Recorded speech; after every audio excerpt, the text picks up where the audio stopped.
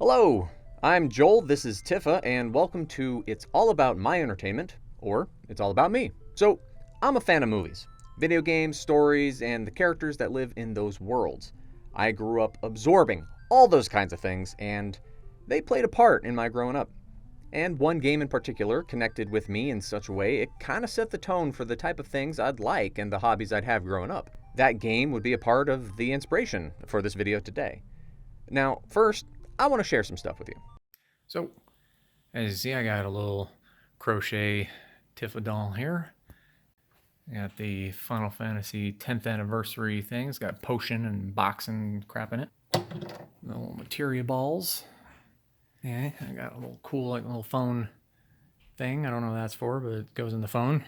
Got a cool, like, little polygonal action figure. Got an LED black mage light, and I got the Aerith theme song, the main theme song, and the Tifa theme song. Little music boxes. I got the Fenrir. See, it's all awesome. Final Fantasy 7 logo metal poster. And also a broken one. It was not really broken.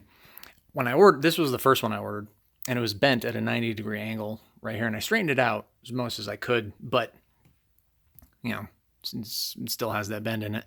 And I told them about it, and then they sent me this one for free. So now I got two. Look at that. As you can see, I'm a fan of the game. Now, I'm not super great at organizing my thoughts, and I'm going to do my best here to try and explain how I see things and how I feel about this topic with the help of my amazing partner. Thank you. You're not bad yourself.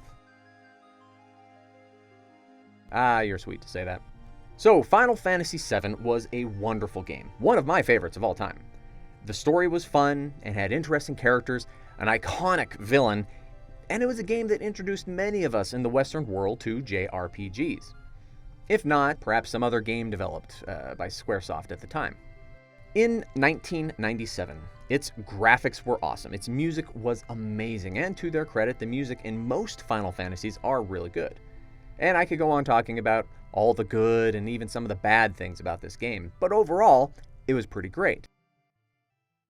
No, you're different from Tifa. Well, for one, you're a doll. Oh, don't act like that. You're not as innocent as you seem. Now, some 20-something years later, Square Enix decides, hey, we don't have much creativity anymore. Why don't we trudge up an old fan favorite and remake it? But not just remake it, change it. Thus, we have the Final Fantasy VII Remake. And straight up, I'm just going to tell you, it is not good. There are good reasons for why I believe this, and it's not just me being all old and nostalgic for better times or whatever. I'm going to try and explain from my point of view why I found this game to be a disappointment and a soulless cash grab.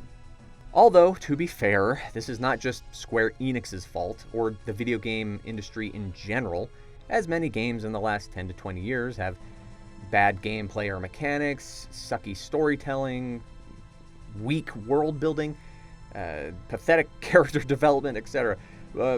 Or they decide to just release an unfinished game for full price and then patch it later and charge us for those installments.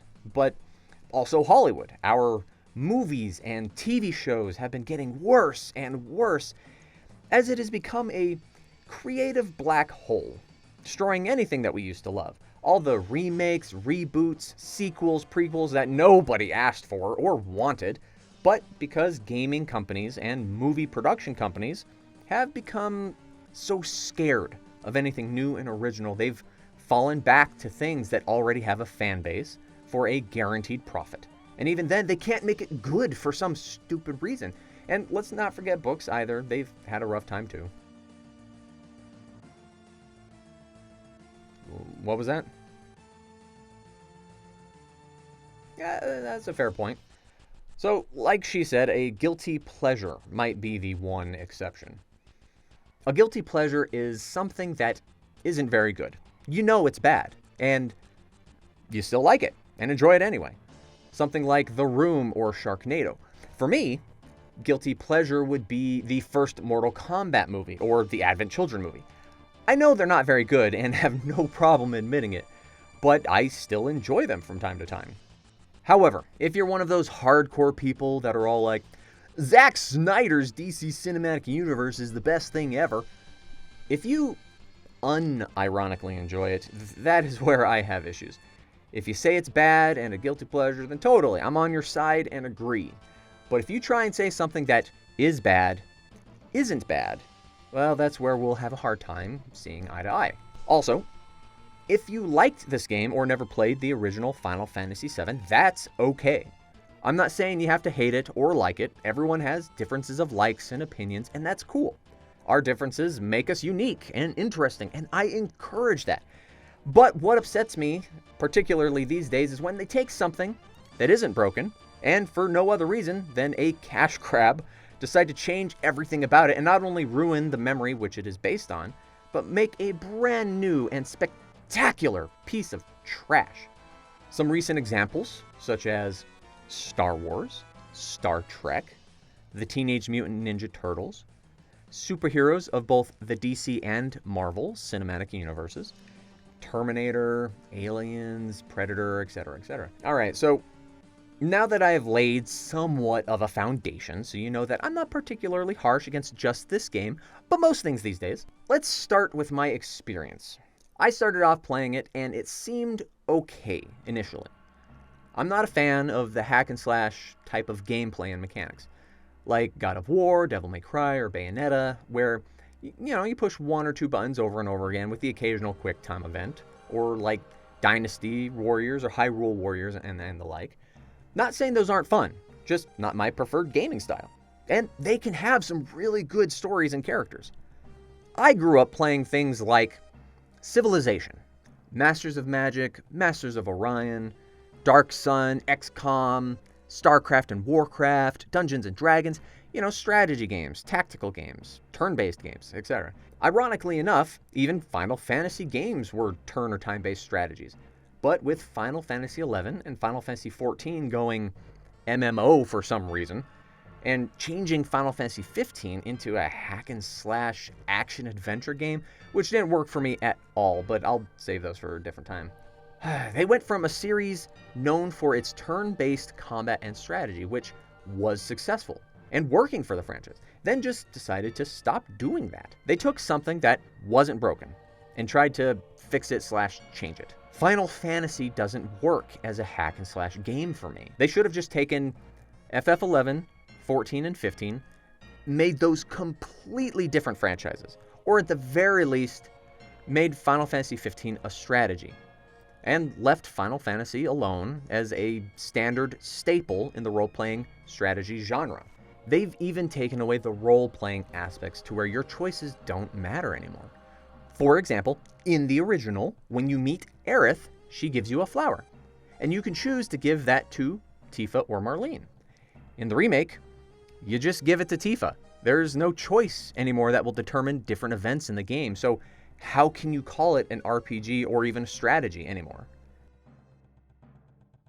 What's enough? That's the whole point of this. Yeah, sure, go right ahead. Ah, hey, stop it. Okay, fine, all right. Sorry. Anyway, let's talk about the gameplay mechanics a little bit so I can get it out of the way, as it wasn't fun for me for the entire playthrough. It felt heavy and clunky in suburban areas with a bunch of people around. You're running along and bam, you bump into someone, completely stopping your momentum. Slows you down, takes a couple seconds to start up again. I hated that.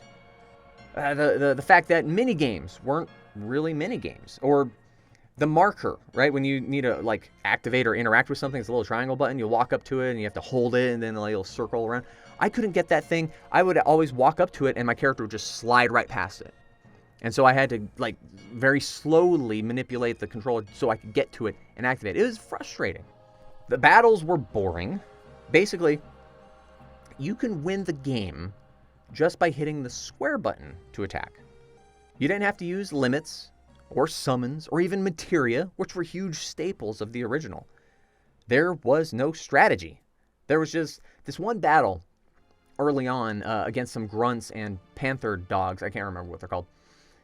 It's in a factory warehouse type area near the beginning of the game, and the combat area was so small and restrictive, which didn't allow for you to successfully do anything with the action-adventure game mechanics, like dodge. That was probably the most difficult battle in the game.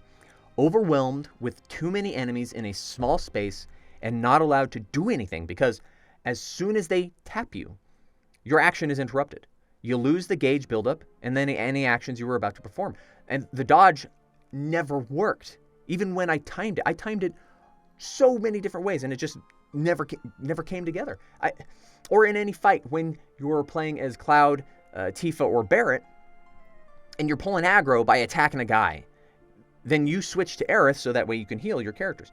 The computer AI automatically switches to Aerith. They target and attack you, interrupting your healing. You'll lose it, and you didn't even do anything yet. It completely broke how anything would function. MMOs, when you are the healer, you have to cast enough of a healing stuff so to pull aggro. That makes sense. They just decided to target you, whoever you are controlling, regardless of the circumstance. It makes no sense. So just know that every battle had its own issues, and that just was not fun to play.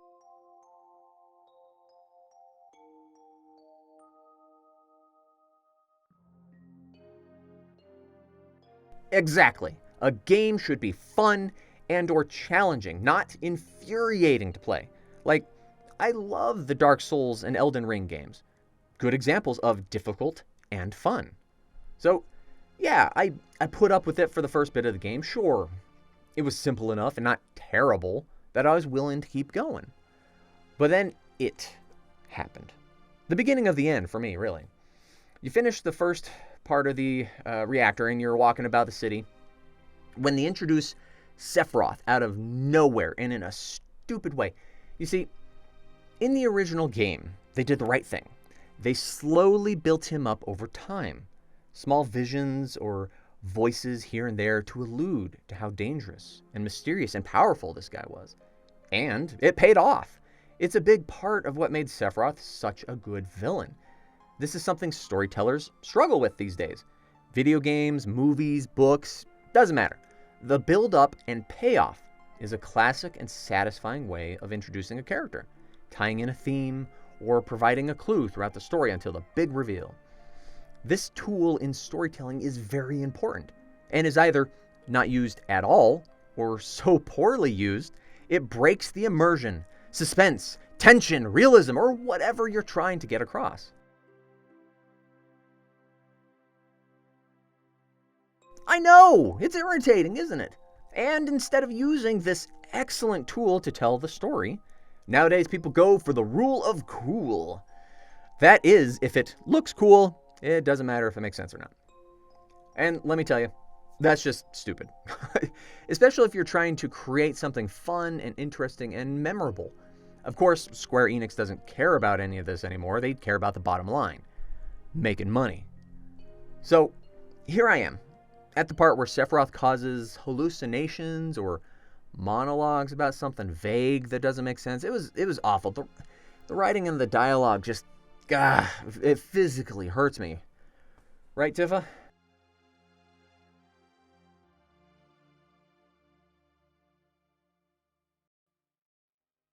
I agree. Without establishing a how or why, it doesn't make sense. Now, I tried to set aside my knowledge of the previous game and play it as if I was a new person to this series. And already it didn't make sense to me. Who is this person? How are they doing this? Is this real? Does he have these powers? Did he stop time? Is this in my head?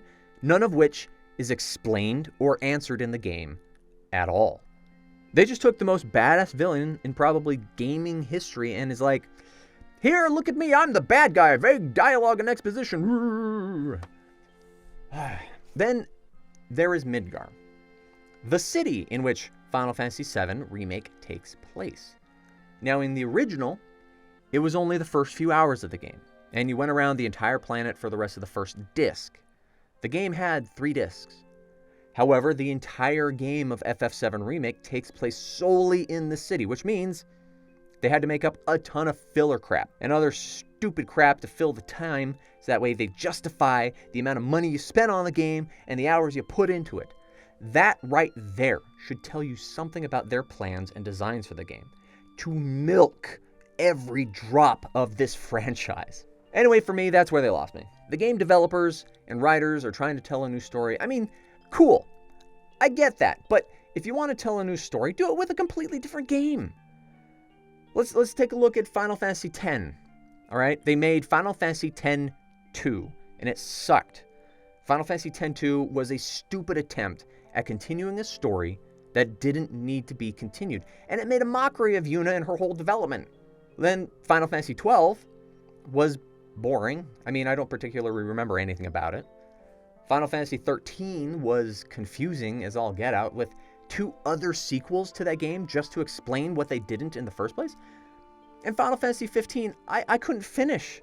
The characters were bland, stereotypical archetypes, and the game was so side-questy and just not fun. Like, not only that, but they made the triggering events of the story take place in a movie separate from the game. They have been failing for years to tell a good story. So, what do? They decide to bring back an old classic that could generate money to their failing franchise, just like every other game or movie these days.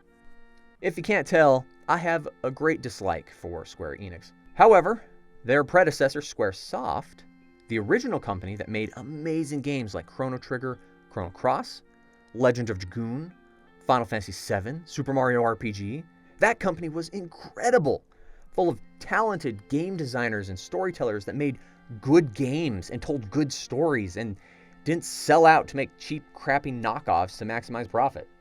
And let's be honest here, Lightning from Final Fantasy XIII, just a female clone of Cloud. Former military soldier, strong silent type, stoic, weird weather-based name, blah, blah, blah. They were just trying to recapture that lightning in a bottle that was Final Fantasy VII, and they couldn't do it. No pun intended. Yes, Cloud is more attractive than Lightning in a dress. Moving on. Here, they have Sephiroth's introduction. Ooh. And then, poof, he's gone, and everything continues on as normal, as if nothing happened. Cloud barely acknowledging it or questioning it or being weirded out by it. Just... Alright. Next, the world breaking. World building. That they did was, when you get back to the Sector 7 slums, things just get more side questy. I personally have never been a fan of side quests. They just make me sad. So, with all the world building that they did, you only get to explore the Sector 7 slums, Sector 6, the Reactors 1 and 5, Shinra Tower, and that's it. Like, we don't get to see all the wonder and splendor of any of the other sectors, either on top of the plate or down in the slums. If they were going to make a whole game take place in just Midgard, then let us explore the whole city, for crying out loud. Anyway, in the Sector 7 slums, there is a representative from Shinra, a small scientist boy who's all like, hey, I'm with Shinra, but don't agree with them. Do some battles and gather information for me and my research. Look, I don't know about you, but if I was part of a secret organization and was destroying facilities of a major corporation, I wouldn't go around working with people from that company. And secondly, if someone comes along saying that they work for that company, you stay away from them, regardless of their intent. Now, in the game, it's purely a mechanic for battle simulations and whatnot, so it doesn't really affect the plot. But I tried it once and thought it was pointless, and again, not fun. The next thing I want to discuss is the flying ghost, Dementor, whispered, whatever. They are a terrible, terrible part of the game and a poorly executed plot contrivance. Yeah, they are a horrible addition to the lore. So, the breakdown of this game's plot is as I understand it. Somehow, this is an alternate timeline, even though we've had no inciting incident to deviate from the original timeline. Aerith apparently knows this and is trying to do something about it. Not really. And then there are these ghost people that are like the will of the planet or something, that are trying to correct the timeline, putting it back on track, but we first see them attacking Aerith? Now, as far as I can tell, there's only one big split from the timeline that they correct. And it is done in the most ridiculous way possible. Originally, the character of Jessie gets injured during the first mission, so Tifa takes her place for the second one. However, in here, nothing happens to her during the mission, which takes us on a side quest to do Jessie's mission and backstory and stuff. So, in order for the planet ghosts to put the timeline back on track, hundreds of them physically manifest in the Sector 7 slums and attack everyone. You fight your way through to the 7th Heaven bar and have a boss battle outside.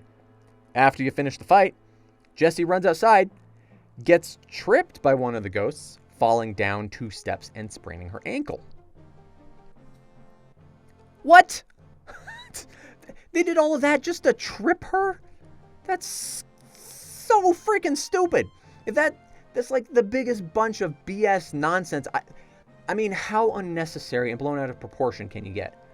It's like they put the absolute least amount of effort into making anything make sense, not only in the world, but the plot. And also, no one talks about it. The characters just sort of gloss over it, if that, and move on as if nothing happened. It's just, it's so bad. Look, I need to take a second to compose myself. Tifa here is going to tell you her thoughts on some of the characters and the plot.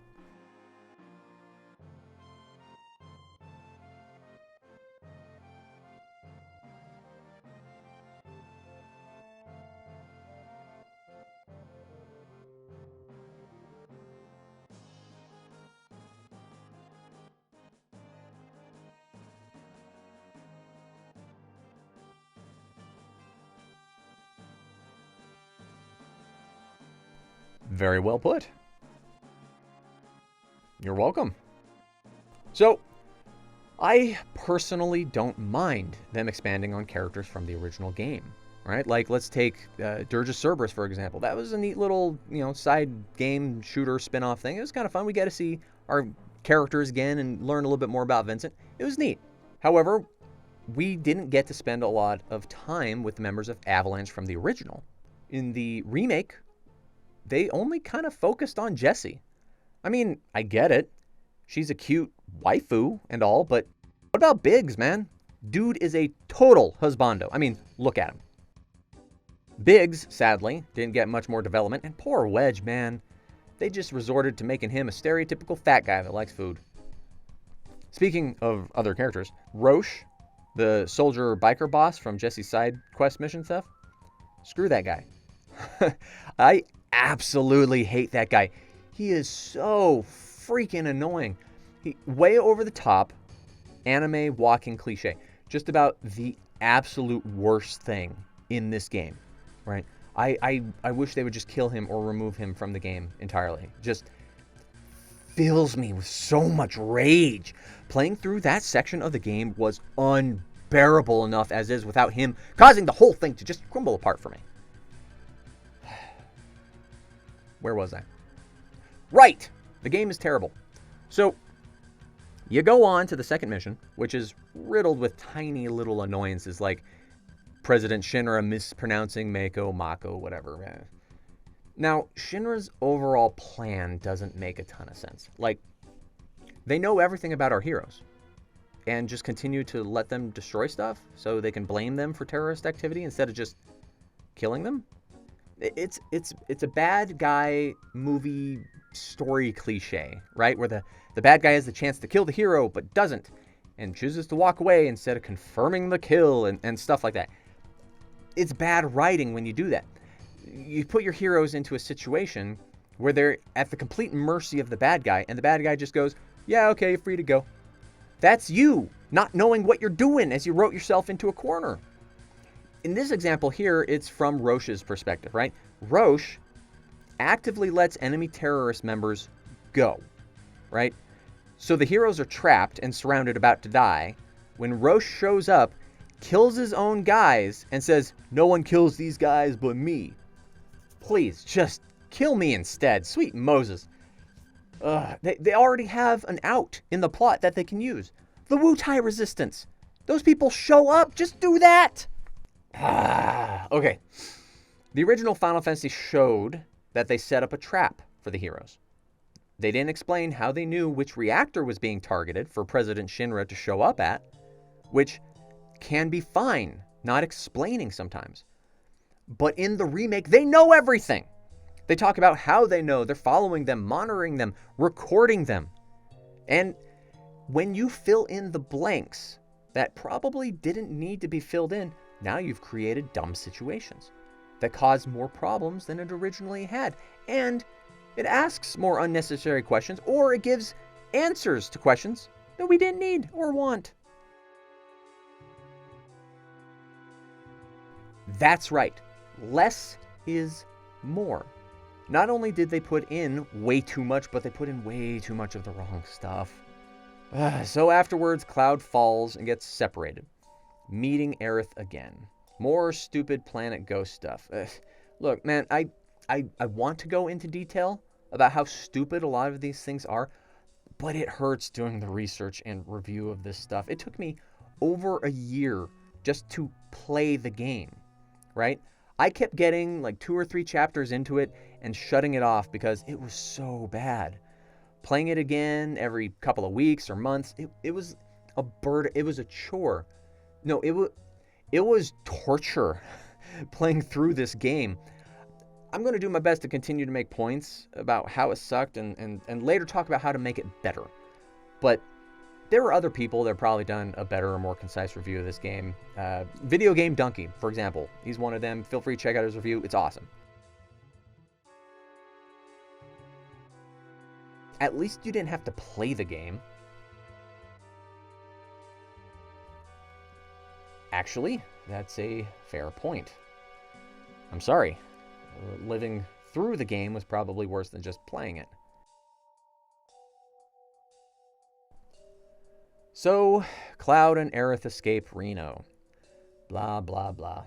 Have their little chat in the playground. So, here's another part that doesn't really make sense in the timeline. Alright, so in the original, Cloud and Aerith see Tifa riding to Sector 6. Right? In that little carriage wagon thing. They watch her go by and leave. And then he's like, hey, we gotta go rescue her. So they go and have wonderful cross-dressing adventures. In the remake, however, Cloud chases down the carriage thing so that way they can talk. Tifa says she's got it and to go back to the bar. Cloud says, okay, and lets her go, trusting her. Then Aerith comes up and says, wait, there are bad people there. She needs our help. Because she knows the original timeline and is also trying to correct it? I guess? So they go. My question is, why the change? You created a split from the original game that didn't make any difference or change anything.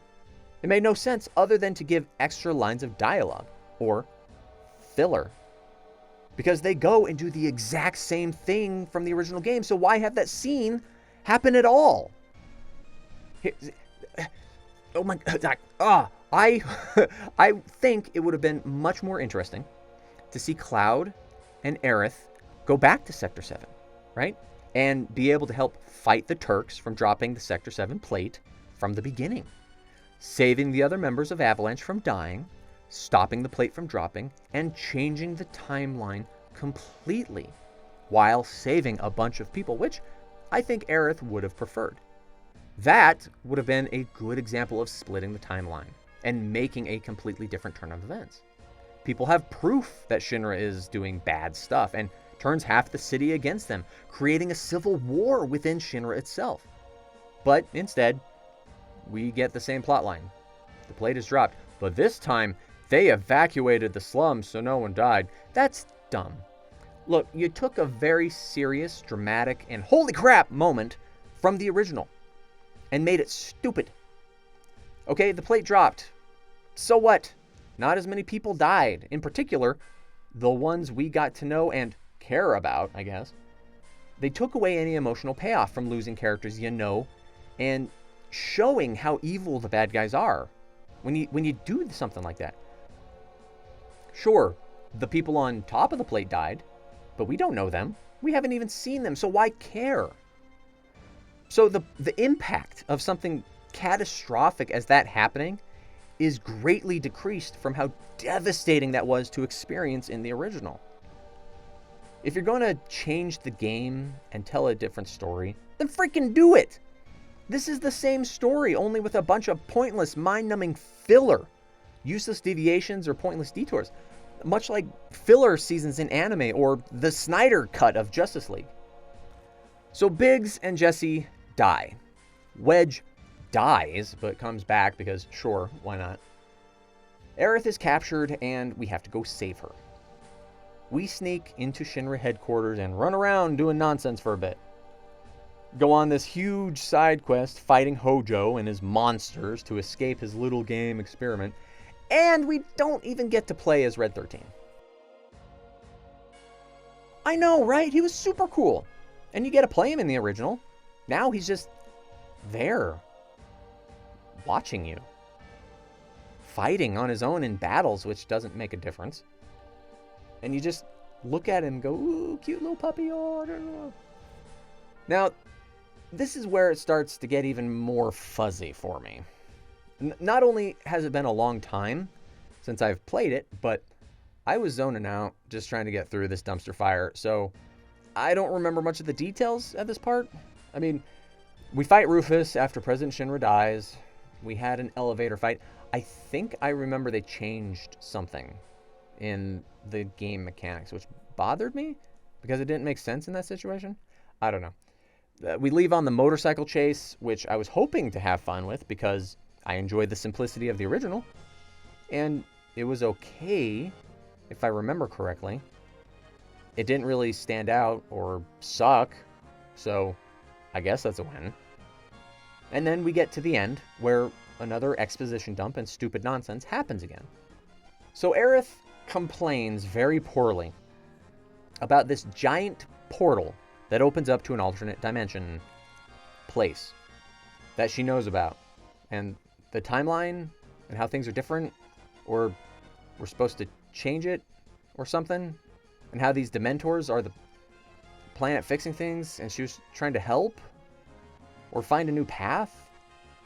Look, I don't want to play the game again to fill in these stupid details, but just trust me, it's dumb, vague, and convoluted. Then we decide to go through the portal into an outer space astral environment with stars and broken pieces of the city floating around, where we fight 3 giant monster god people. I think they were supposed to be Genova, or should have been Genova, but they're like aspects of reality, which comes out of nowhere. Makes no sense. And like, how does Sephiroth even have this power to alter reality? Well, we win the fight, and there's a cinematic moment of Cloud and Sephiroth talking about something that's reminiscent of how the original game ended, with those two facing off, and then we fight, but very briefly and pointlessly, and then we win again, I guess. And then finally we're outside Midgar with the 5 of them talking about the future. Yeah, it comes out of nowhere. The game unfortunately suffers greatly from the culture. There are certain aspects to video games, anime, TV, movies, books, etc., that have their own worldview, their own mechanics, their own universal laws of physics and how things interact. And that's what makes them unique and special. The problem with recent Final Fantasy games is that they're trying to combine this anime culture and their tropes into that world, and it doesn't mix at all. Take Crisis Core, for example, and the fight scene in that holodeck training room place. You had Angeal, Sephiroth, and Genesis. That was an over-the-top, pointless explosion of power that means nothing, and it's something like you would see in an anime, so it's only there to look cool. We got similar things in Advent Children, Final Fantasy 15, and now Final Fantasy 7 Remake. I'm sure we'll see it in every other property of Square Enix, especially the FF7 sequels, and the new Final Fantasy 16 that just dropped, the trailer. I haven't seen that yet. And Roche is a perfect example of this. Well, there you have it. It's something awful. I tried to give this game a chance, and it was a mess, which is par for the course of games of the last decade. Bad storytelling and plot, characters and their development, the world building was kind of okay. I mean, we did get to see a little bit more of Midgar, and what was added, and it felt more pointless filler than anything substantial to the overall world. And the story, not only from the original, but like, even the direction that they're taking it doesn't make sense. Now, again, for me, I hated this for the reasons that I've stated and plenty more. As a gamer that grew up with RPGs, tactical games, story-driven, character-driven narratives, with all these types of games, like many of you, fell in love with the world or the characters of the story. I saw this remake as a shameless cash grab of a popular IP, completely changing the game style, the integrity of the plot, quirkiness of the characters, and even the world building. And now, they have DLC where you play as Yuffie in Midgar for some reason. And I've seen the ads for their upcoming games in the FF7 universe. Rebirth, which I think is part 2. Ever Crisis, which I guess is Sephiroth's point of view. The weird battle royale as a soldier or whatever. And it hurts. It's depressing because honestly, I wouldn't have minded more Final Fantasy VII content. But when it is so poorly made and executed, like most other franchises in gaming and movies, not only for, the IP that I know and love, but for storytelling in general. I went to school for this crap, and I spent my entire life watching movies and TV shows and cartoons and playing games because, I didn't have any friends. I consumed story structure, plot, what makes something good versus bad versus amazing. And when I see so much bad writing and storytelling in anime and AAA games and major motion pictures and all forms of media where they can't seem to get anyone competent to create quality content or anybody that cares about the IP that they're making, it makes me hate myself for not having the money or the connections or the ability to get involved in these lines of work and actually make them good. Okay, just breathe. All right. Okay, I'll take a deep breath. Okay. Now, on to the part where I fix it. So, the first thing to do, to fix everything, is to not have made the remake, or any new Final Fantasy properties at all. Ever. The game was great. Expensive physical copies are still floating around of the original. You can buy it digitally on PS5, that's where I did. Or you can get it on PC on Steam, I believe. Second, you can do what all fans of Final Fantasy VII actually wanted. The same game, just with upgraded graphics. That's it. Maybe voice acting, and maybe some extra mini-games or world building, since there is more space in these games. With the amount of data and stuff that we can dump into something, you'll be able to put in deeper and more meaningful conversations with the characters. Further the interactions that they have with one another, depending upon who you have in the party at different points in the story. Like that's all. Like, nothing all that extravagant or complicated. Now, instead of doing the smarter things, like in examples 1 and 2, we're going to talk about if I had to actually do the remake itself. First off, I would do the whole Sephiroth thing the way they did in the original, right? I would slowly put hints and foreshadowing of his involvement, do a slow build, and make him out to be some sort of boogeyman, hiding in the shadows, manipulating things from the background. I would remove the planet's ghost whispered people, worthless, pointless. And then that Shinra scientist guy who helps the party or whatever, he's gone. I would just have Aerith talk to herself, or the planet, and have her be the planet's agent to fix things. Since, she's the last of the Cetra, and that's kind of like her job. I would have her ride the line between the two, the original timeline, and the one Sephiroth is trying to create. Like how I mentioned earlier with, dropping the Sector 7 plate, to create a third, better timeline.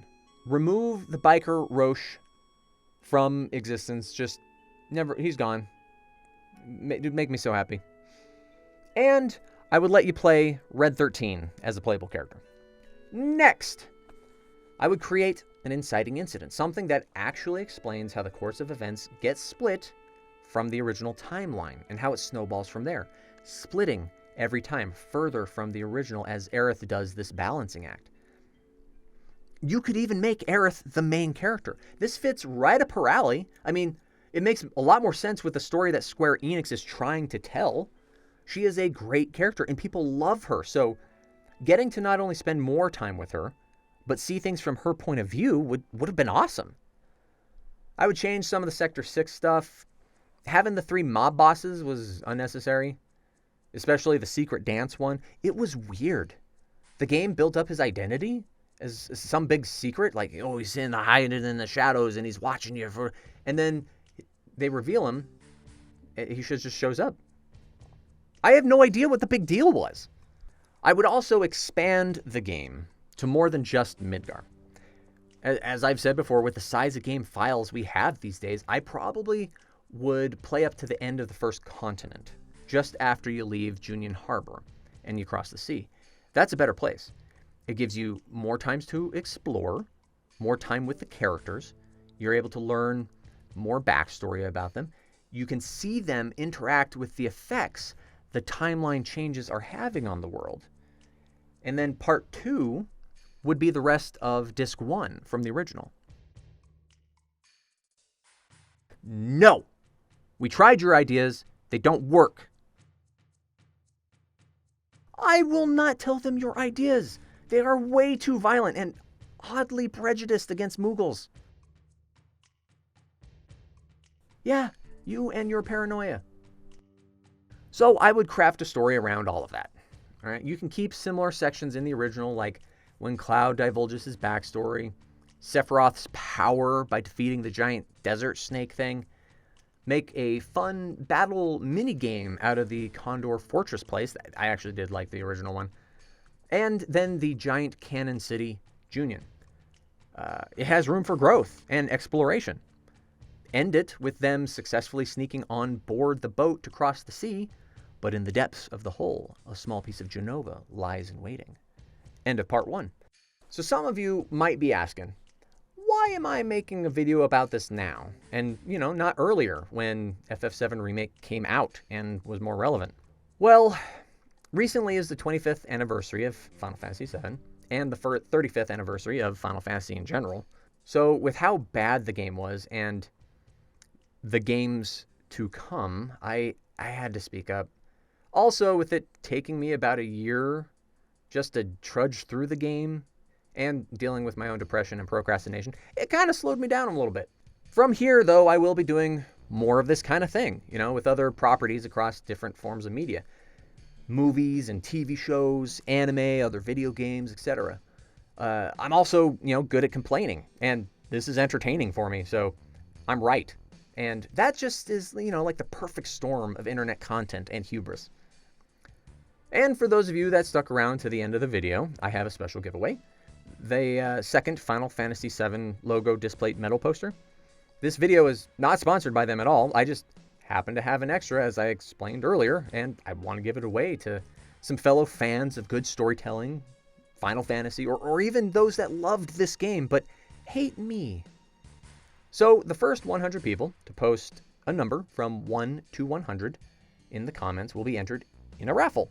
I will then announce the winner on Twitter, link in the description, and DM you for mailing instructions. Now, as I mentioned earlier, I tried to fix it, but I'm not skilled enough to mess with this kind of thing and maybe ruin it. But if you or someone can adjust it, awesome. Otherwise it is a $100 value metal poster for free. I know it's like a secondhand gift or whatever, but it is a complete waste for me to keep it. And I do want to do something nice for my first video. I would recommend, however, using command strips to hang it. I tried using the adhesive and magnets they provided, but they didn't work, as you can see on my baseboards. And if you see it right here, this is where the poster fell. I glued it back in, but not very great. It's still there. But the poster fell right there from the wall because the metal crap that they sent didn't work. So if you see right there, and down here, I used command strips instead, and that actually holds it together. Anyway, thanks for tuning in to my entertainment. Kudos to my lovely assistant. As eloquent as ever. Later.